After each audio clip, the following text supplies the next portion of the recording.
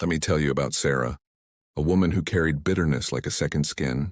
She was once the star employee at her company, until her colleague Mike got the promotion she'd worked 5 years for. Sarah was convinced he'd stolen her dream job. Every morning, she'd walk into the office with a storm cloud over her head. She started keeping a mental list of every little thing Mike did wrong. The way he led meetings, his casual Friday outfits, even how he organized the break room. Everything irritated her. She'd go home and vent to her family, turning dinner conversations into bitter rants about work. Months passed and something strange started happening. Sarah's hair began graying faster than usual. Her stomach problems got worse and she couldn't sleep at night. Medical studies actually show that harboring bitterness can increase stress hormones, leading to physical health problems. But Sarah didn't know this. Her daughter's birthday party was the wake-up call. While everyone was celebrating, Sarah was in the corner, furiously texting about another thing Mike had done wrong at work. She missed her daughter blowing out the candles, a moment she'd never get back. But here's where things take an unexpected turn. One day, Mike collapsed at work. Sarah was the only one nearby. Despite her hatred, her human instinct kicked in and she called the ambulance. Those few minutes waiting for help, holding Mike's hand, changed everything.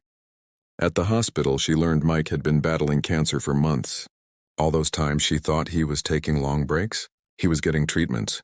Those casual clothes on Fridays, they were the only things comfortable enough after his chemotherapy. The twist, Mike had actually recommended Sarah for the promotion. The decision came from higher up, but he'd fought for her. He just never told her because he didn't want to make her feel worse. Sarah felt the bitterness drain from her body that day, replaced by a crushing shame. But shame isn't the end of this story. Research shows that forgiveness not only benefits mental health, but can actually improve heart health and immune system function. Sarah started therapy, learning to let go. She discovered that bitterness is like drinking poison and expecting the other person to die. It was eating her alive while Mike didn't even know she was angry. Today, Sarah leads workplace wellness seminars sharing her story. She tells people how bitterness cost her precious moments with her daughter, affected her health, and nearly made her miss the chance to help someone in need. The truth is, holding on to bitterness is like carrying a heavy backpack filled with rocks. You can choose to keep carrying it, letting it bend and break you, or you can choose to set it down and walk free. The choice, as Sarah learned, is always yours. Remember, life is too short to let bitterness eat you alive.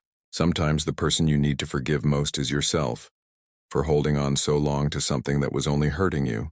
If our stories have touched your heart, made you smile, or maybe even changed your perspective a little, then we're doing something right. Hit that subscribe button and follow us across all our social